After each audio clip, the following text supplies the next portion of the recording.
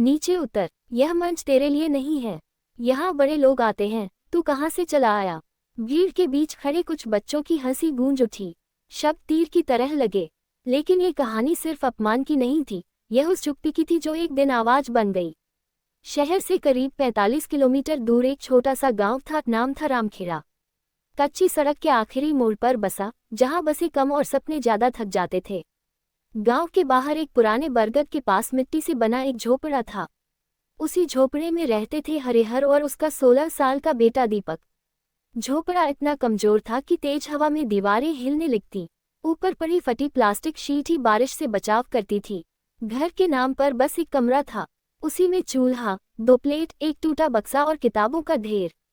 उन किताबों में दीपक का भविष्य छिपा था। हरिहर रोज तड़के उठता, पहनी हुई कमीज जगह जगह से उधड़ी हुई, पैरों में चप्पल तक नहीं। वह पास के कस्बे में मजदूरी करने जाता, कभी ईंटें उठाता, कभी गिट्टी छानता, कभी सड़क के काम में लग जाता। दिन भर की मेहनत के बाद जो पैसे मिलते, उसी से घर चलता। दीपक का स्कूल गांव के बच्चों जैसा नहीं था। वह कस्बे के एक नामी अंग्रेजी माध्यम स्कूल में पढ़ता था। वहां बड़े घरों के बच्चे आते थे, चमकते जूते, साफ यूनिफॉर्म, महंगे बैग।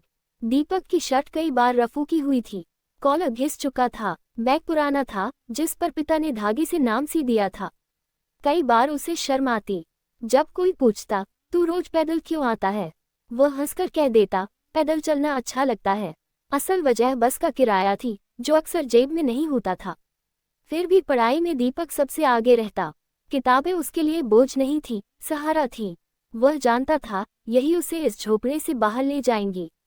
रात को जब वह लालटेन की रोशनी में पड़ता, हरिहर चुपचाप उसे देखता रहता। एक रात उसने कहा, बेटा, मैं तुझे अच्छे कपड़े नहीं दे सकता, लेकिन अच्छी पढ़ाई जरूर दूंगा। दीपक ने किताब बंद की। बाबा, एक दिन मैं आपको इस मेहनत से आज़ाद कर दूंगा। स्कूल में 26 जनवरी की तैयारियां शुरू हो चुकी थीं। मंच सजाया जा रहा था। तय होना था कि भाषण कौन देगा। मीटिंग ज्यादा लंबी नहीं चली। सबकी नज़र एक ही लड़के पर थी, युवराज, बड़े व्यापारी का बेटा, आत्मविश्वास से भरा हुआ। एक टीचर बोली, यही सही रहेगा, परिवार भी नामी है। दूसरे ने कहा, बोलने में भी ठीक है। तभी पीछे बैठा दीपक धीरे से बोला, मैडम, मैं भी भाषण देना चाहता हूँ। क्लास में हंसी फैल गई। किसी ने उसके पुराने जूते देखे, किसी ने सिली हुई शर्ट। एक आवाज आए, पहले ढंग के कपड़े तो पहन ले। टीचर ने सबको शांत किया, लेकिन उनके चेहरे पर भरोसा नहीं था। प्रिंसिपल ने बस कहा, देखा जाएगा। दीपक चुप हो गया, लेकिन अंदर कुछ सुलग उठा। ये सिर्फ भाषण नहीं था, यह अपनी पहचान की बात थी। अगले दिन स्कूल में कानाफूसी चलती रही। किसी ने कहा, मंच गंदा हो जाएगा। दीपक ने सिर झुकाकर किताब खोल ली। वह जानता था, जवाब देने से कुछ नहीं बदलेगा। कुछ दिन बाद प्रिंसिपल ने घोषणा की कि जो भी भाषण देना चाहता है, अपना लिखा हुआ भाषण जमा करे। दीपक की आंखों में चमक आ गई। उस रात उसने नई कॉपी खोली। ऊपर लिखा, मेरा देश, मेरी कहानी। उसने अपने पिता, अपने गांव और उन बच्चों के बारे में लिखा जिनके सपने अक्सर अधूरे रह जाते हैं। अगले दिन वह कांपते हाथों से प्रिंसिपल के कमरे में गया। पुराने कपड़े थे, लेकिन शब्द सच्चे थे। उसने पढ़ना शुरू किया। शुरुआत धीमी थी, लेकिन धीरे धीरे आवाज मजबूत होती गई। ये भाषण नहीं था, उसका जीवन था। जब वह रुका, कमरे में सन्नाटा था। प्रिंसिपल ने पूछा, ये तुमने खुद लिखा है? दीपक ने सिर हिलाया। फिर बोले, लोगों की बातें सुननी पड़ेंगी। दीपक ने पहली बार आंखों में आंखें डालकर कहा, सर, लोग तो पहले भी बोलते थे। प्रिंसिपल मुस्कुराए, ठीक है, 26 जनवरी को तुम बोलोगे। खबर फैल गई। कुछ नाराज हुए, कुछ हैरान। युवराज के दोस्तों ने ताना मारा, लेकिन दीपक चुप रहा। रिहर्सल में जब वह मंच पर बोला, मैदान शांत हो गया। शब्द सीधे दिल में उतर रहे थे। 26 जनवरी की सुबह ठंडी थी। दीपक ने वही पुरानी यूनिफॉर्म पहनी। पिता ने कहा, आज यही तेरी ताकत है। कार्यक्रम में पहले युवराज बोला, तालियां बजी। फिर दीपक का नाम आया। उसने माइक पकड़ा और बोला, तिरंगा किसी की हैसियत नहीं देखता। मैदान में सन्नाटा छा गया। उसने अपने घर, अपने पिता और सपनों की बात की। अंत में कहा, असली आज़ादी तब है जब हर बच्चे को बराबर मौका मिले। कुछ पल चुप्पी रही, फिर तालियां गूंज उठीं। भीड़ में बैठे एक खास मेहमान आगे आए। उन्होंने दीपक की तारीफ की और उसकी पढ़ाई का खर्च उठाने की घोषणा की। साथ ही उसके पिता के लिए पक्का घर दिलाने का वादा किया। हरिहर की आंखें भर आईं। उस दिन झोपड़ा वही था, लेकिन डर टूट चुका था। गांव में लोग बदल गए थे, स्कूल में नजरें बदल गई थीं। दीपक जान चुका था, आवाज अगर सच्ची हो तो मंच खुद रास्ता बना देता है। दीपक के जीवन में आए इस मोड़ के बाद सब कुछ अचानक आसान नहीं हो गया, लेकिन अब रास्ता दिखने लगा था। जिस दिन जिला अधिकारी का पत्र आया, उस दिन हरिहर देर तक उसे हाथ में लेकर बैठा रहा। वह कागज उसके लिए सिर्फ सरकारी आदेश नहीं था, बल्कि उस अपमान का जवाब था जो उसने सालों चुपचाप झेला था। दीपक को पहली बार महसूस हुआ कि मेहनत की पहचान देर से ही सही, लेकिन मिलती जरूर है। गांव में लोग अब उसे अलग नजर से देखने लगे थे। वही लोग जो पहले उसका नाम तक नहीं जानते थे, अब उसके भविष्य की बातें करने लगे। लेकिन दीपक के मन में कोई घमंड नहीं आया। उसे याद था कि यह शुरुआत है, मंजिल नहीं। नए घर का निर्माण शुरू हुआ तो दीपक रोज स्कूल से लौटकर उसे देखने जाता। ईंटों की कतारें, सीमेंट की गंध और मजदूरों की आवाजें उसे अपने पिता की याद दिलाती थीं। हरिहर कई बार चुपचाप खड़ा होकर काम को देखता और आंखें पोंछ लेता। दीपक समझ जाता कि यह आंसू कमजोरी के नहीं, सुकून के हैं। घर बनते देख उसे लगने लगा कि अब उसके सपनों को दीवारें मिल रही हैं। वह मन ही मन तय कर चुका था कि इस घर में कभी डर नहीं रहेगा, न गरीबी की वजह से, न लोगों की बातों से। स्कूल में भी दीपक की जिम्मेदारियां बढ़ने लगी थीं। उसे छात्र प्रतिनिधि बनाया गया था, लेकिन ये पद उसके लिए सम्मान से ज्यादा जिम्मेदारी था।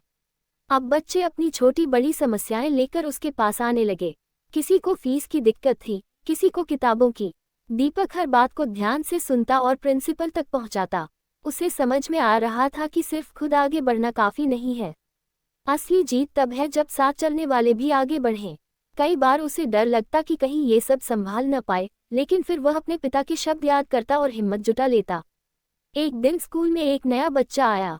कपड़े साधारण थे, आंखों में वही झिझक जो कभी दीपक की आंखों में हुआ करती थी। बच्चे उसे चिढ़ा रहे थे। दीपक ने सब देख लिया।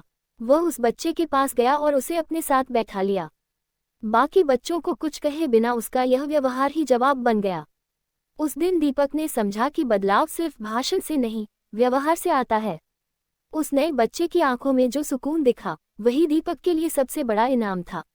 घर बनने के साथ साथ दीपक की पढ़ाई भी कठिन होती जा रही थी। अब पाठ्यक्रम पहले से ज्यादा गहरा था। अंग्रेजी और विज्ञान उसे चुनौती देने लगे। कई रातें वह देर तक जागकर पढ़ता। कभी कभी थकान हावी हो जाती, मन करता सब छोड़ दे। ऐसे ही एक दिन वह किताब बंद कर बैठा था।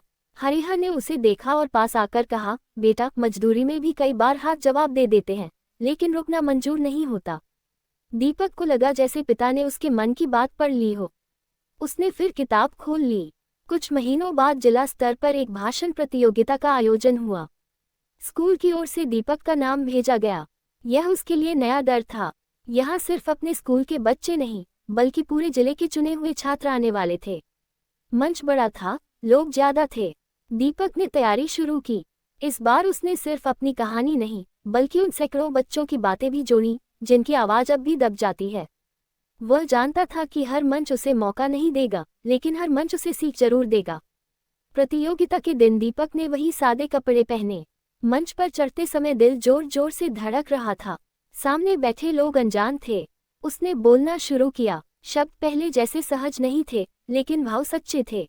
उसने जब अपनी बात खत्म की तो उसे नहीं पता था कि परिणाम क्या होगा, लेकिन मंच से उतरते समय उसे हल्कापन महसूस हुआ। उसे लगा उसने खुद से जीत हासिल कर ली है। बाद में पता चला कि वह प्रतियोगिता में दूसरे स्थान पर रहा। हरिहर ने उसे गले लगा लिया, जैसे वह पहला स्थान हो। नया घर पूरा हो गया था। जिस दिन वे उसमें रहने आए, गांव के कई लोग देखने आए। किसी ने मिठाई दी, किसी ने बधाई। दीपक ने देखा कि हरिहर ने सबसे पहले घर के एक कोने में अपनी पुरानी मजदूरी की थैली रख दी। यह उसकी याद थी, उसकी जड़ें थीं। दीपक ने अपनी किताबें एक अलमारी में सजाईं। वह अलमारी सिर्फ किताबों की नहीं थी, बल्कि उसके संघर्ष की अलमारी थी। उस रात वह नए घर में पहली बार चैन की नींद सोया। समय के साथ दीपक के भीतर एक नई सोच जन्म लेने लगी।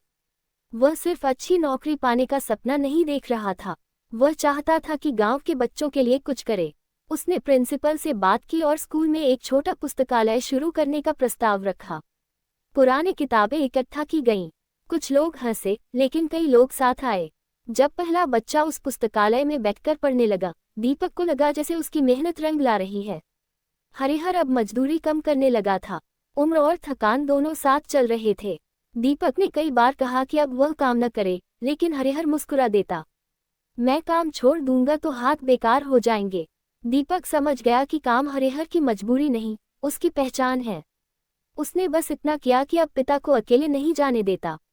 छुट्टी के दिन वह साथ चलता और उनसे बातें करता। ये साथ ही हरिहर के लिए सबसे बड़ी राहत थी। एक दिन दीपक को उसी नेता का फोन आया जिसने पहली बार उसकी मदद की थी। उन्होंने पूछा, आगे क्या करना चाहते हो? दीपक कुछ पल चुप रहा, फिर बोला, सर, मैं पढ़कर ऐसा बनना चाहता हूँ कि किसी और दीपक को मन से उतरने के लिए न कहा जाए। फोन के उस पार थोड़ी देर खामोशी रही, फिर हल्की हंसी। यही जवाब मैं सुनना चाहता था। उस दिन दीपक को समझ आया कि उसकी राह लंबी है, लेकिन सही है।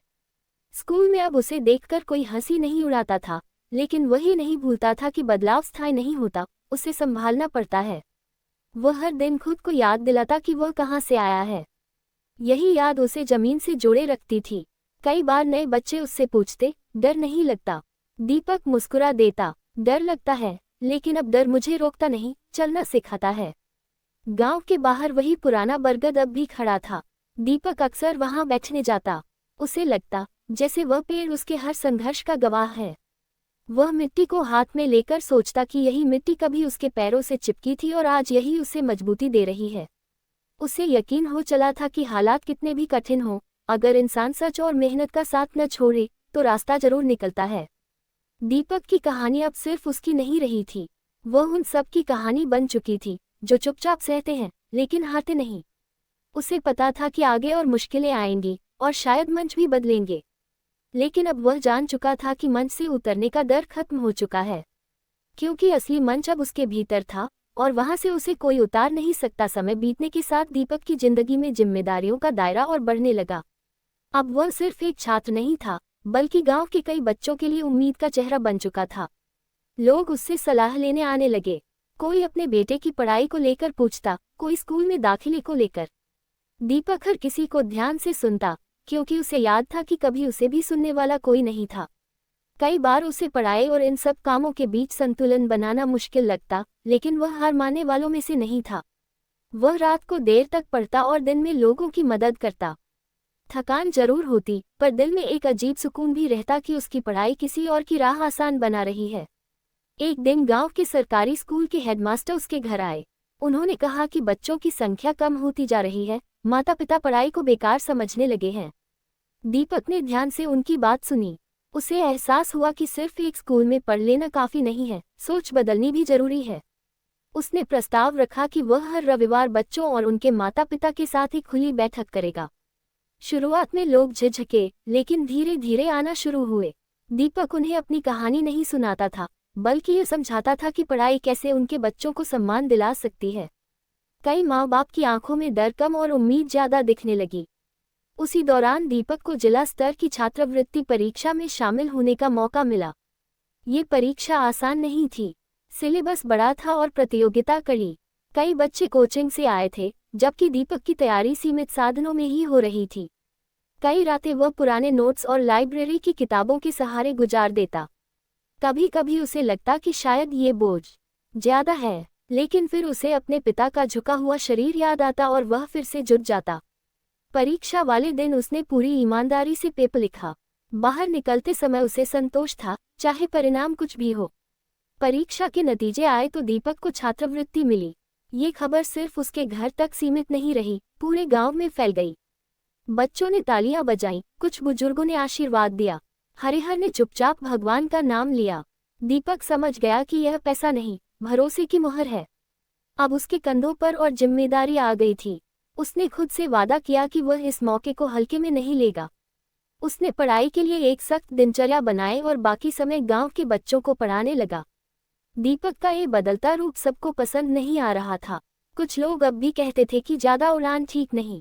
एक शाम उसे गांव के कुछ बड़े लोगों ने बुलाया। उन्होंने साफ कहा कि लड़के को पढ़ाई तक ही सीमित रहना चाहिए, ज्यादा बोलना ठीक नहीं। दीपक ने आदर से उनकी बात सुनी, लेकिन डर नहीं दिखाया। उसने शांत स्वर में कहा कि वह किसी के खिलाफ नहीं है, बस बच्चों के लिए रास्ता बनाना चाहता है। बात वही खत्म हो गई, लेकिन दीपक समझ गया कि बदलाव का रास्ता हमेशा विरोध से होकर जाता है। पिता की तबीयत अब पहले जैसी नहीं रही थी। मेहनत और उम्र दोनों असर दिखा रहे थे। एक दिन हरिहर अचानक काम से लौटकर चक्कर खाकर बैठ गए। दीपक घबरा गया। उसे पहली बार एहसास हुआ कि अब समय बदल रहा है। वह पिता को डॉक्टर के पास ले गया। डॉक्टर ने आराम की सलाह दी। उस रात दीपक देर तक जागता रहा। उसे लगा कि अब सिर्फ सपने देखने का वक्त नहीं, निभाने का वक्त है। उसने तय किया कि पढ़ाई के साथ साथ पिता की जिम्मेदारी भी पूरी तरह संभालेगा। कुछ महीनों बाद दीपक को शहर के एक अच्छे कॉलेज में दाखिला मिल गया। यह उसके लिए नया संसार था। ऊंची इमारतें, तेज रफ्तार जिंदगी और अलग सोच के लोग। शुरुआत में वह खुद को छोटा महसूस करता था। उसकी भाषा, उसके कपड़े सब अलग थे। कई बार उसे अनदेखा भी किया गया, लेकिन अब वह टूटने वाला नहीं था। उसने खुद को साबित करने के लिए मेहनत को हथियार बनाया। क्लास में सवाल पूछता, लाइब्रेरी में घंटों बैठता। धीरे धीरे लोग उसे जानने लगे। कॉलेज में एक दिन सामाजिक कार्य पर चर्चा हो रही थी। दीपक ने गांव और शिक्षा पर अपनी बात रखी। कई छात्र पहली बार ऐसी सच्ची कहानी सुन रहे थे। प्रोफेसर ने उसकी सराहना की और उसे एक सामाजिक प्रोजेक्ट का नेतृत्व सौंपा। दीपक ने इसे जिम्मेदारी की तरह लिया। उसने अपने गांव को ही प्रोजेक्ट का केंद्र बनाया। छुट्टियों में वह गांव लौटा और बच्चों के लिए पढ़ाई की व्यवस्था मजबूत करने में जुट गया। गांव में अब एक छोटा सा अध्ययन केंद्र बन चुका था। कुछ पुराने कमरे, चंद मेज कुर्सियां और ढेर सारी उम्मीदें। दीपक ने शहर से आए दोस्तों की मदद से किताबें जुटाईं। बच्चों को नियमित पढ़ाई का माहौल मिलने लगा। हरिहर रोज वहां बैठकर बच्चों को देखता। उसकी आंखों में गर्व साफ झलकता। वह अक्सर कहता, मैंने मजदूरी से घर चलाया, तूने पढ़ाई से गांव को रास्ता दिखा दिया। दीपक हर बार यह सुनकर भावुक हो जाता। कॉलेज के दूसरे साल में दीपक को एक बड़ी प्रतियोगिता में बोलने का मौका मिला। इस बार मंच शहर के बड़े हॉल में था। सामने बैठे लोग ऊंचे पदों पर थे, लेकिन दीपक को अब मंच से डर नहीं लगता था। उसने वही बोला जो महसूस किया, शिक्षा, समानता और अवसर की बात। जब उसने बोलना खत्म किया तो तालियां देर तक बजती रहीं। उस दिन उसे समझ आया कि उसकी आवाज अब सीमित नहीं रही, वह दूर तक पहुंच रही है। हर सफलता के साथ दीपक और विनम्र होता गया। वह जानता था कि अहंकार सबसे बड़ा दुश्मन है। वह हर बार गांव लौटकर उसी मिट्टी को छूता जहां से चला था। वही बरगद, वही कच्चा रास्ता। उसे लगता, यही उसकी ताकत है। अगर वह इसे भूल गया तो सब खो देगा। उसने अपने दोस्तों को भी यही सिखाया कि आगे बढ़ो, लेकिन पीछे मत भूलो। एक शाम दीपक अपने पिता के साथ नए घर के आंगन में बैठा था। सूरज ढल रहा था। हरिहर ने धीरे से कहा, बेटा, अब मुझे कोई चिंता नहीं। तूने मेरी जिंदगी पूरी कर दी। दीपक की आंखें भर आईं। उसने पिता का हाथ पकड़ लिया। उसने महसूस किया कि असली सफलता यही पल है, जब मेहनत रिश्तों को मजबूत बना दे। दीपक की कहानी अब अखबारों और सभाओं तक पहुंचने लगी थी।